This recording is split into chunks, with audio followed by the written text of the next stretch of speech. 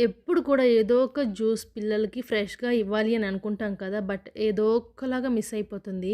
So, నేను ఒక 2 days నుంచి మా పాపకి ఆరెంజెస్ అయితే స్క్వీజ్ చేసి ఇస్తున్నాను. ఐ మీన్ బయట మార్కెట్‌లో దొరికే ఆరెంజెస్. దట్ ఇప్పుడు సీజన్ కదా! సో, ఈ ఆరెంజెస్ ఏంటంటే మా ఫామ్‌లోటివే మా పాపకి కన్జ్యూమ్ చేద్దామని చెప్పేసి ఒక 5-6 కాయలైతే తీసుకున్నాము.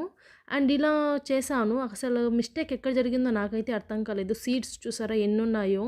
బట్ కానీ ఈ జ్యూస్‌ని మా పాప అస్సలు ఒక్క సిప్ కూడా తాగలేదు. ఎందుకు అని అడిగితే, "ఎందుకో చేదొస్తుంది మమ్మీ" అని చెప్తోంది. సో, ఎలా స్కూలుకి తీసుకెళ్ళిందో అలాగే తీసుకొనొచ్చేసింది. కానీ అప్పటికి నేను షుగర్ అయితే 5-6 టేబుల్ స్పూన్స్ వేశాను. ఒక 1 బాటిల్ 1 లీటర్ వాటర్‌కి. సో, మా పాపకి కొంచెం ఇచ్చాను. ఇంట్లో సగం పెట్టాను. కానీ తను అస్సలు తాగలేదు. సో, నాకు అర్థమైంది ఏంటంటే, ఇలాంటి కాయలు మనం స్వీట్స్ చేసేటప్పుడు పైన ఇది ఉంది చూసారా తొక్క. ఆ తొక్కలో ఉన్న ఐ మీన్ అది కూడా జ్యూసెస్‌లో కన్జ్యూమ్ అవుతుందనుకుంటున్నా. అందుకే ఆ జ్యూస్ అనేది చేదవుతుంది.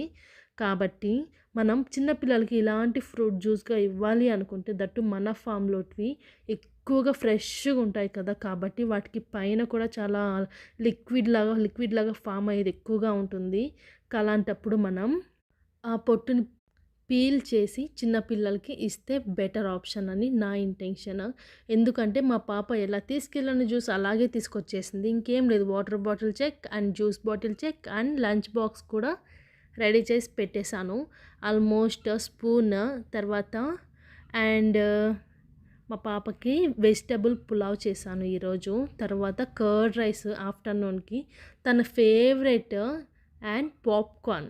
పాప్‌కార్న్ మీకిష్టమా? మా పాపకైతే ఫేవరెట్ అనే చెప్పొచ్చు. Last one but not the least అంటే బనానా.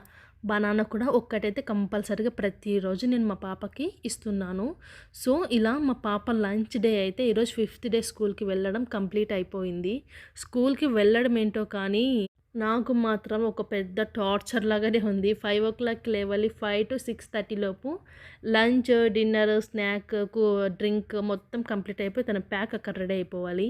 6:40కి పాపని నిద్ర లేపాలి. 7:20కి స్కూల్‌కి రెడీ చేసి బయట తీసుకెళ్ళాలి. బయట చూసారా ఎలా ఉందో? పాపం అనిపించింది. ఇట్స్ ఓకే, వాళ్ళకి అలవాటు అవుతుంది.